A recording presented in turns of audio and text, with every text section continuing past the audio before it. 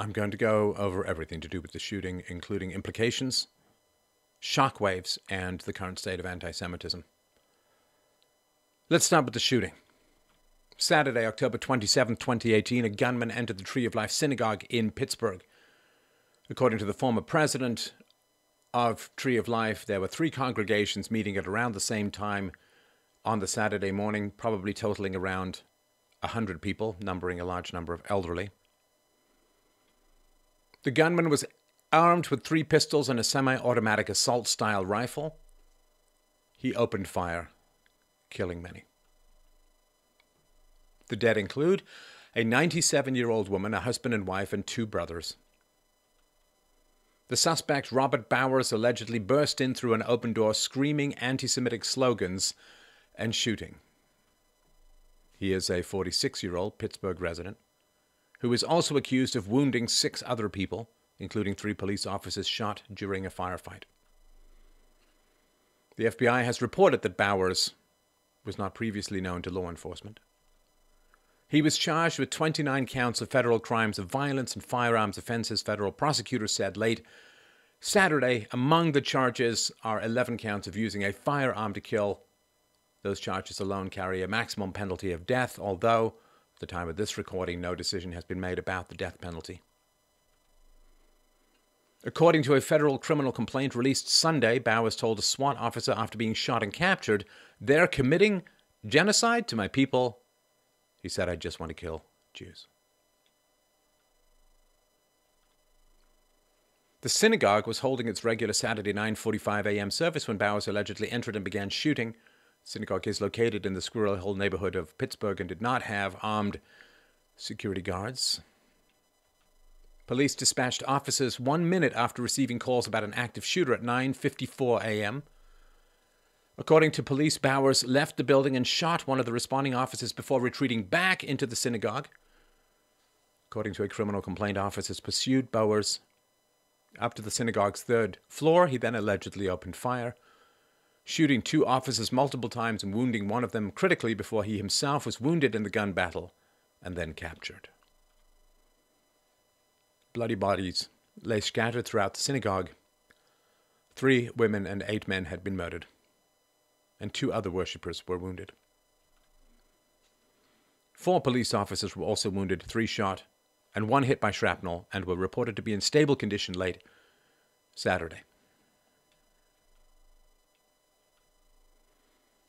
Jonathan Greenblatt, CEO and National Director of the Anti-Defamation League, said, "This was the single most lethal and violent attack on the Jewish community in the history of the country. We've never had an attack of such depravity where so many people were killed. When you go into a synagogue saying, 'I want to kill all the Jews,' that's a hate crime." On Saturday, the ADL reported that anti-Semitic incidents rose 57% in 2017, 1,986 documented events. Jones, the FBI special agent in charge, said, "This is the most horrific crime scene I've seen in 22 years with the Federal Bureau of Investigation." Attorney General Jeff Sessions called the shooting reprehensible and utterly repugnant to the values of this nation and said that the Justice Department will file hate crime and other charges that could lead to the death penalty. "The actions of Robert Bowers represent the worst of humanity," said Brady, the prosecuting U.S. attorney for the Western District of Pennsylvania. "Justice in this case will be swift and it will be severe." Donald Trump tweeted, "All of America is in mourning over the mass murder of Jewish Americans at the Tree of Life synagogue in Pittsburgh. We pray for those who perished and their loved ones. And our hearts go out to the brave police officers who sustained serious injuries. This evil anti-Semitic attack is an assault on humanity. It will take all of us working together to extract the poison of anti-Semitism from our world. We must unite to conquer hate."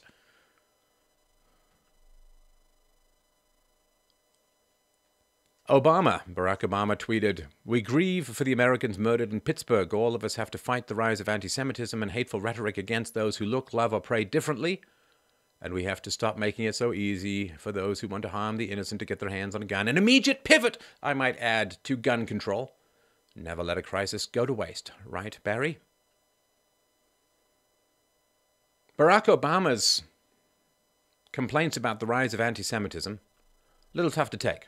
Here's a picture which was taken in 2005. I do believe that the photographer held onto it for political reasons. This was when Barack Obama was a senator and he met with Louis Farrakhan, the virulently anti-Semitic leader of the Nation of Islam. According to Newsmax, a former top deputy to Nation of Islam leader Louis Farrakhan tells Newsmax that Barack Obama's ties to the black nationalist movement in Chicago run deep, and that for many years the two men have had, quote, an open line between them, end quote, to discuss policy and strategy either directly or through intermediaries.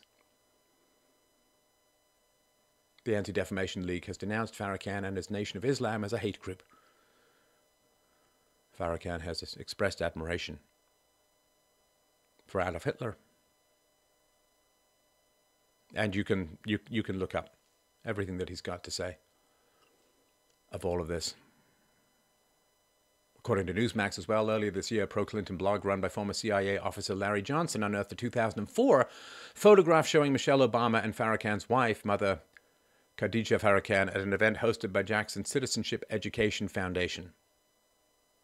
The left and its relationship to anti-Semitism is, let's be as charitable as humanly possible in this time of difficulty and say it is complex. The left seems to have a soft spot for radical Muslims who are not known to be motivated by their love of either Jews or of Israel. Barack Obama was instrumental in getting ISIS up and running. And he is smiling away with Louis Farrakhan. So I take it with a grain of salt. Now, these are the bare facts of what's going on. I really do want to talk about anti-Semitism as a whole, because I agree that it does seem to be on the rise, and it's based upon, I think, some misconceptions. So let's turn to that. Let's look at the current state of Judaism in America, because I really want to push back against this idea that the Jews are this big monolithic blob that are expanding in power and influence and control no matter what. Let's look at Judaism in America. Let's start to deal with some actual facts. These numbers are a little bit old, but very telling. 1996 to 2001, in the United States, nearly half, which is 47% of Jews who married during this time, married non-Jewish partners. Now, as you probably know, Judaism is a matrilineal religion, right? So it descends through the mother. If you're born of a Jewish mother, you are considered to be Jewish. There's some confusion about this. I had a Jewish step-grandmother, but my mother and my grandmother were not Jewish. But if a Jewish man marries a non-Jewish woman, the children are not considered to be Jewish by most faiths. So that is a significant dilution. I want to make the case here that this collectivism, this abandoning of history and of tradition and of culture, this postmodernism, this horrible growth of socialism and this collectivist impulse is taking over Judaism, just as it is also taking over Christianity, just as it has taken over the universities, just as it has taken over the media, just as it has taken over just about everything you can put your finger on. Just as it has taken over the papacy. This rot is everywhere. And I believe it is also within the Jewish community. The 1990 National Jewish Population Survey reported an intermarriage rate of 52% among American Jews. So, again, a significant dilution of history, of culture, of a religion that goes back 5,000 years can all be ended relatively quickly. Now, in America, partly because people are marrying later, partly because of this intermarriage issue, the Jewish community is decreasing dramatically. For every 20 adult Jews, there are now only 17 Jewish children. A significant diminishment, of course. It doesn't take long. Some religious conservatives in the Jewish community now even refer metaphorically to intermarriage as a silent Holocaust. This problem of intermarriage this problem of, even if the children are considered Jewish, whether the rituals are continued to be observed, whether rituals are continued to be observed, is a significant issue. Because this all may lead to the gradual dying out of Judaism, and many Jewish leaders regard this as a significant crisis. The 2000 National Jewish Population Survey found that only a third of interfaith couples raise their children Jewish, despite increasing efforts in the Reform and conservative communities to welcome interfaith couples. So half are marrying non-Jewish partners, only a third of interfaith couples raise their children Jewish. In a way, this is Japanese-style levels of depopulation. So identity and history and tradition are dying. They're under attack all over the world. Pulling down statues, denying history, denying virtue, denying positivity. And it's happening within the Jewish community. Let's find the people who want to continue to live rationally and with some sense of tradition and community, and stop painting everyone with a broad brush. These are facts. The sources are below. So intermarried Jews are far less likely to be involved in Jewish activities. Here's some comparisons. 85% of Jewish couples have or attend a Pesach Seder, while only 41% of intermarried Jews do. You understand? Less than half of the intermarried Jews do this. 66% of Jewish couples fast on Yom Kippur, while only 26% of intermarried Jews do. Right? Somewhere between a third and a half. 59% of Jewish couples belong to a synagogue, while only 15% of intermarried Jews do. And there's a reason why there were so many older people in the synagogue. Tradition, values, depth, history is being scoured clean from communities all over the world. Jamie Allen Black, executive director of the Jewish Women's Foundation of New York, said 48% of women of childbearing age are without children, up from 35% in 1976.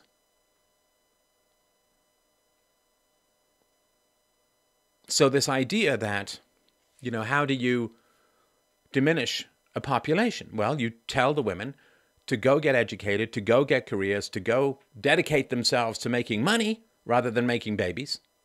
And you tell them to make the money first, and you can have the babies later at some point, when you have to sift through the detritus of half-broken, half-divorced, half-crazed men in your 30s and hope that your eggs aren't drying up like a cup of water smack dab in the center of the Sahara. That's what you do. You inflame women's ambition. You dry up their wombs. You diminish the tribe. This happens all over the world. Well, all over the West. And the Jewish community is as susceptible to this as every other community. Is there no possibility to find common cause? Israel. You want to see some exciting stuff in Israel? I'll put the link to this below. This is from Marianne Azizi. She's an investigative journalist. She says, it is not a man's world in Israel, far from it. Feminists continue with dismantling men and families at an alarming rate, as MK Merav Michaeli calls for strangers nominated by the government to share in the role of raising the state's children.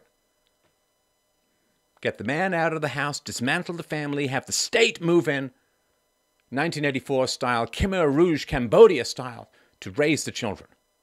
Have the government displace the father, just as the welfare state has done, just as daycare has done, just as kindergarten has done. It's happening in Israel. You see, there are facts, slow-tempered from a brutal history, that are being dismantled in a few months, in a few years. And it is happening all over the world, with some exceptions. Mariana goes on to say, ask most men in Israel what they think of Israeli women. A huge percentage would tell you they're actually afraid of them. Sounds ridiculous? They have good reason to be afraid. What's that, jigtaw? Radical feminism is rampant in the country. Family laws are dominated by the rights of just women. Men can be destroyed in a heartbeat by a woman who plans revenge on a man. You think Kavanaugh is just happening in... Anyway. False claims where Women have impunity, haven't moved on, even though a law was adapted nearly 2 years ago. Perhaps if women went to prison or feared punishment for lying, things would change. The culture is now entrenched into believing women over men almost 100% of the time. Do you think in the West, if you're interested in men's rights or basic justice and equality, do you think that you have nothing in common with the men in Israel? Divide, divide, divide, you see? Shika says, this video made by RT Television highlights the problem exactly. It is not the exception, it is the rule. An extraordinary part of the video shows a woman screaming and slapping herself as she called the police, then acting as if she was terrified the moment the police arrived. False accusations, no proof required, no punishment has led Israel into a country of prima donnas in tens of thousands of cases. If a man raises his hand to protect himself from a violent woman, it will be he who goes to prison.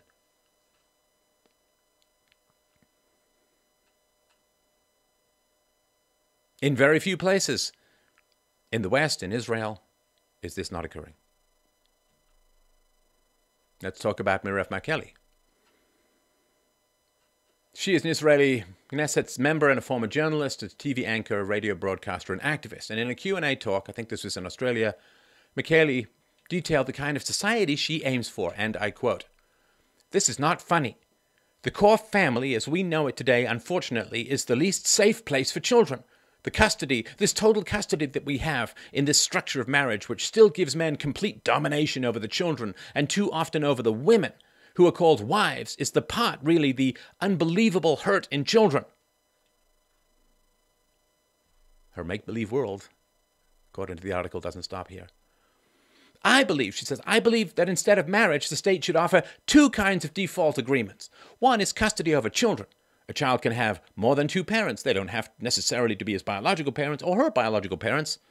The person who takes responsibility for the child needs to be obligated for certain criteria that the state should actually decide on. A shared household cannot necessarily have to rely on couplehood or sexuality or romance. It can be roommates, it can be sisters, it can be friends, and it can be a couple who love each other and wants to live together happily ever after." I mean, the safest place for children is in a pair-bonded married household. The children of single mothers are more than 30 times as likely to be abused by non-related men cycling in and out of the single mom's sweaty bed.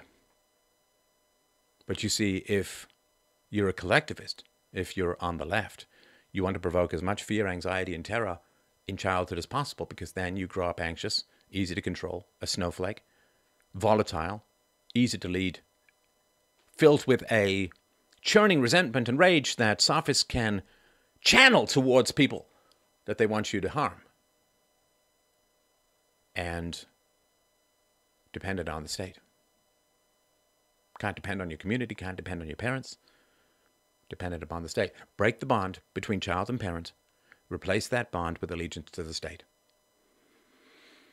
It's a tale as old as Plato's Republic, and we just damn well don't seem to learn from it.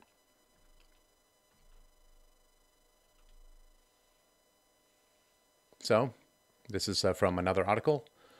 Israel has two major political parties. These parties include the current ruling party, Likud, which is led by Benjamin Netanyahu, who believes in and practices a neo-capitalist ideology.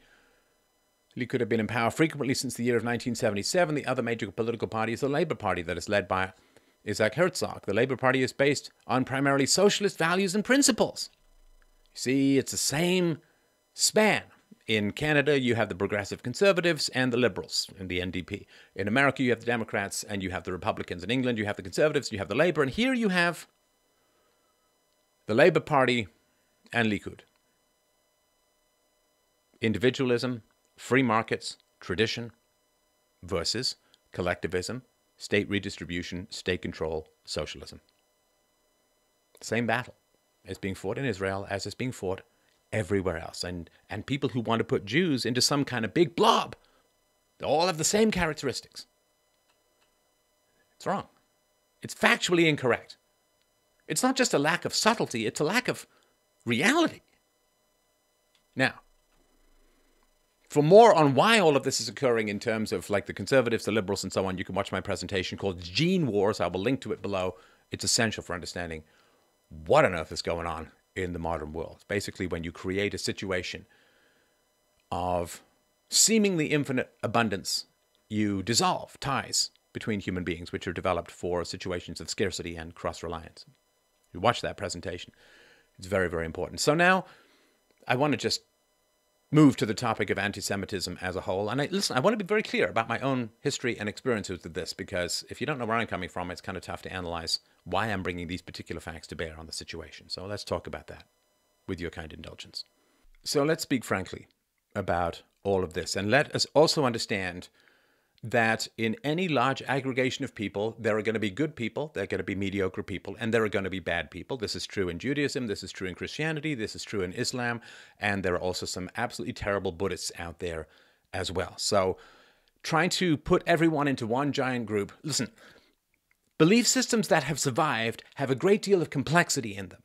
So if you are a good person, and you are a Jew, a Christian, a Muslim, or a Buddhist, or a Zoroastrian, or whatever, then you will find the parts of the text that reflect and amplify your goodness, your sensitivity, your empathy, your curiosity, and your love for humanity, and you will find texts within those belief systems to amplify that particular perspective.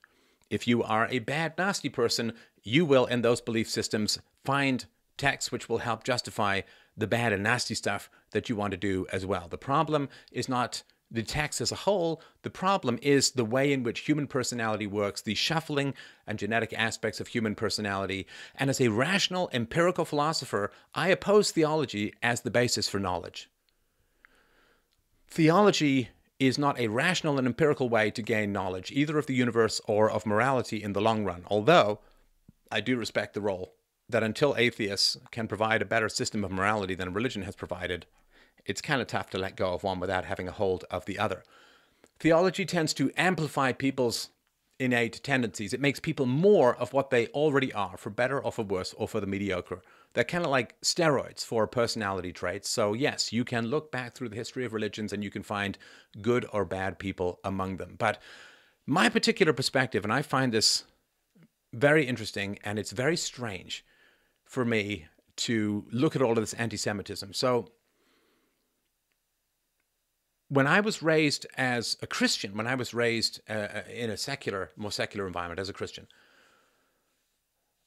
I did not get philosophy, I did not get rational thought, I did not get empiricism provided to me by that environment. It was a lot of Jewish thinkers who helped me to learn about how to think, how to understand the free market, the value of small government, why capitalism is valuable. It was probably about 50-50 Jewish to non-Jewish. Now, I didn't really care at the time. Like, I didn't sit there and say, oh, well, that's a Jewish surname, or that's not a Jewish surname, so that's going to condition how I read. I just read voraciously, and whoever was the most interesting and made the best arguments, I would pursue. So for metaphysics and epistemology, you can get some great stuff from Jewish philosophers. I was very influenced by Ayn Rand. If you want to look at self-knowledge, Nathaniel Branden is quite good regarding that. So I just read a lot of free market, anti-welfare state, small government, pro-capitalist economists and philosophers, and a lot of them were either directly Jewish or came from a Jewish background. And I didn't really notice or process this really until later. I mean, for instance, look at Milton Friedman, a great economist, who was one of the people who said you can have open borders or you can have a welfare state, you just can't have both. Now, Milton Friedman's parents were mildly observant Jewish people, Jewish mother and father, and Friedman was very pious as a kid, but then he rejected religion and described himself as an agnostic. And his son, David Friedman, wrote some great books, including The Machinery of Freedom, which is a no-government tract. And I was just running through this in my head, the people who I read when I was younger, and I just picked out the ones who were Jewish or at least half Jewish. They got Ayn Rand, Murray Rothbard, Ludwig von Mises, Barry Goldwater, Henry Hazlitt. Goldwater and Hazlitt were half Jewish. Walter Block, David Ricardo, he was raised Jewish but converted to Quakerism, I think, as a result of a love affair. And there's people, I mean, I could go on and on. There's people in the modern world I've had on my show who I respect their thinking and I've learned a lot from. Peter Schiff, Michael Malice, and other people. So the upshot of this, I was raised as a Christian. I read a lot of very interesting people. A lot of those interesting people turned out to be Jewish. And those interesting people who turned out to be Jewish were railing against the government, were railing against the welfare state, were railing against intervention and redistributionism and socialism and you name it. So here's the fascinating thing for me. This is what I really want people to understand. It's not just me who've gone through this. But look, I ended up, in a sense, as the unwitting carrier of a lot of pro-free market, small government ideas that came from Jewish people. So I didn't really think of them that way. I didn't really think of them as Jewish ideas because it's not based on theology, not based on tradition, not based on superstition, you name it, based on reasoned arguments. So I brought these ideas to my Christian friends, to my agnostic friends, to my atheist friends. Small government, no welfare state, no socialized medicine, sound currency, no central banking, gold-backed, you name it. All the traditional libertarian / voluntarist / anarcho-capitalist ideas, I brought these ideas to my Christian friends and agnostic and atheist friends. And they mostly hated them or were indifferent to them. So for me, when people say that, well, you see, the Jewish people are somehow responsible for all the disasters of the modern world, in the world that I grew up in, I absorbed countless warnings about where the world was going, often from Jewish people. Jewish people were sounding the trumpet saying, welfare state bad, government control bad, regulation bad, fiat currency bad, national debts bad, government schools terrible, communist infestation of academia, the media, the government, terrible. So when there's a group of people who are Jewish who are sounding the alarm consistently about the direction that the world is going towards more coercion, towards collectivism, the number of Jews that I read who railed against existentialism, postmodernism, you name it, was legion. And again, it wasn't until later that I really cared or thought or didn't. It doesn't really matter. I don't care if you're Jewish or not. Just make a good argument. And so when people say, well, you see, the Jews are doing terrible things to our society, the way that I grew up and the people that I read, there was a whole lot of Jews saying, don't go this way. Don't go to the welfare state. Don't go to open borders. Don't go to big government. Get the money supply back into the hands of the people. Get it restrained by a gold standard. And a lot of the Jews that I read, I came more to anarcho-capitalism, to the stateless society, and then read, and it turned out that a lot of Jews who made great arguments for that as well. Murray Rothbard is fantastic for that stuff. The man apparently wrote in his sleep. He could just keep writing and writing. A man of great personal charm and charisma. A friend of mine knew him and in academic circles.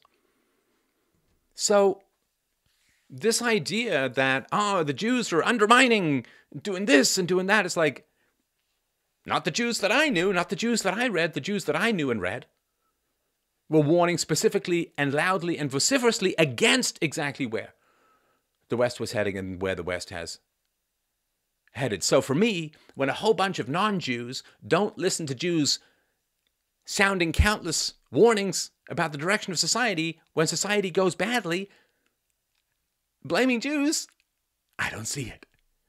In fact, I kind of see the opposite. It's sort of like this. It's like you've got a Jewish doctor, not the most impossible thing in the world. You have a Jewish doctor and you're a chain smoker, and the Jewish doctor says, you got to stop chain smoking. Chain smoking is really bad. It's going to kill you, man. It's terrible for you. And you don't listen and you don't listen and you don't listen. And then you get lung cancer. And then you know what you say? The Jews cause lung cancer. Come on. Come on. Do you know how many Jewish people, and of course a lot of non-Jewish people, were warning about the growth of the size and power of the state? Were warning about the dangerous effects of fiat currency and central banking and the illusion of near infinite national debts. Especially the Jews who had come, like Ayn Rand, from communism. You don't think they knew? You don't think they were able to articulate the problems? But the government, voted for by Non-Jews, what are Jews in America? 2% of the population. They're only 0.2% of the world's population, and falling. So it was the voters who said, we want the welfare state, we want free stuff. Okay, against a lot of the female voters, but largely non-Jewish female voters who wanted all of this free stuff. So tell me how that is all the fault of the Jews. Tell me how. It was the boomers in the West who decided to give up on transferring or transmitting the values of Western civilization, of Christian Western civilization, down to their children. It was the Jews who often wrote against the hedonism of the baby boomers. You can read Murray Rothbard's articles on the Great Relearning, where it's like, hey, let's all live together and not bathe. Oh, we've got ticks and scabies. It's like, do we really have to learn this lesson again? It was the boomers, often the Christians, who pursued the sex, drugs, and rock and roll hedonism of the 60s and failed to guard the gates of the institutions they had inherited from the infiltration of hard leftists. And you can say, well, you know, but it's all the Jews. And it's like, nobody else has any responsibility at all. Nobody. The Jews are very talented. Come on. 0.2% of the world's population, 22% of the Nobel laureates. Yeah, I don't think that's all just in-group preferencing. Dr. Jonas Salk, one of the great scourges of the world was polio. Millions. Iron lungs, I mean, FDR himself, I mean, in wheelchairs and so on, you could catch it from a swimming pool. It was a terror of the world, eliminated by a Jewish researcher who didn't even patent the vaccine. He said, can you patent the sun? Now, could it be patented or not? I don't know, but he still didn't even try. There are terrible events in the world, nothing to do with the Jews. I mean, the Pope is washing the feet of migrants and screaming at everyone to open up the borders to the third world horde. Does that have anything to do with problems in Europe? No. Of course it does. The mob put Socrates to death without the Jews. Well, the Dark Ages had a lot more to do with Islam than the Jews. And when it comes to, I mean, Barack Obama likes or wrote positively of black nationalism. Louis Farrakhan, the guy he's smiling with, wrote positively of black nationalism. And there's this belief that, we get all these whites together, white nationalism, and vastly majority white countries had civil wars. They had hundreds of years of religious warfare. They started World War I and World War II, which could easily have taken down the entire planet. We have to start judging people by the quality of their arguments, not by the ethnicity of their heritage or the collective ambiguous beliefs of a larger tribe. So yes, if you want to look at central banking, if you want to look at the media, yes, there are a number of Jews in there, and that's the result of high verbal IQ and hard work. And yes, there's some in-group preference. There are a lot of Jews in central banking, and there are a lot of Jews who staunchly opposed central banking. So if you want to say that I'm only going to look at the slice of Jews who represent everything I dislike, that's bigoted, that's biased. If you're not going to widen the tent, if you're not going to open things up and say that there are incredible Jews who were specifically and accurately warning the entire Western world against greed, dependence on the state, big giant government, fiat currency, national debts, you name it. That's wrong. That's wrong. And you can't just keep pumping hatred into the world for an entire ethnic group, an entire religious group. It's wrong. If you don't like stories in the media, if you don't like stories coming out of Hollywood, write better stories. Compete. Or organize boycotts. Or if you don't like mainstream media narratives and you think it's all the Jews, contribute to other people. Start your own channel.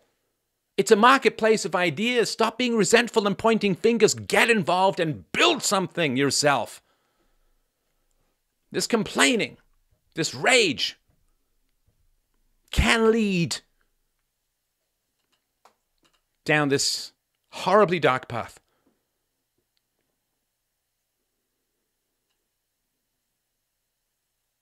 Religion has value as it stands in the world. Religion is not philosophical. It has philosophical elements, but it is not philosophical. I prefer and pursue the approach of rational empirical philosophy. If you disagree with people's ideas, make better arguments.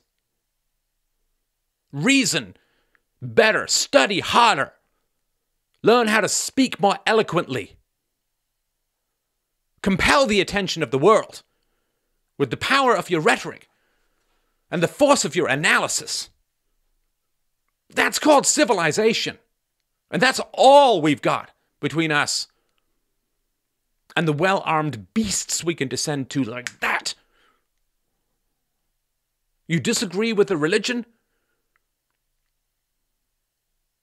Argue against its premises. Argue against its arguments.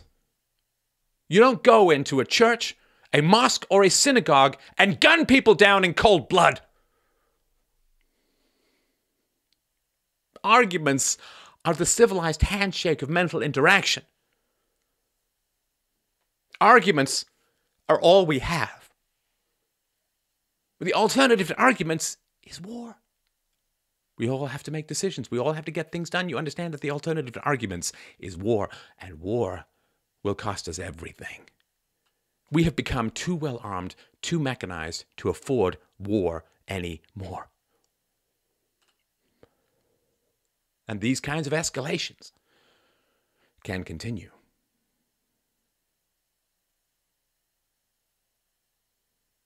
Arguments are elementally necessary for us to survive. Conversation is required for us to continue as a species to draw breath.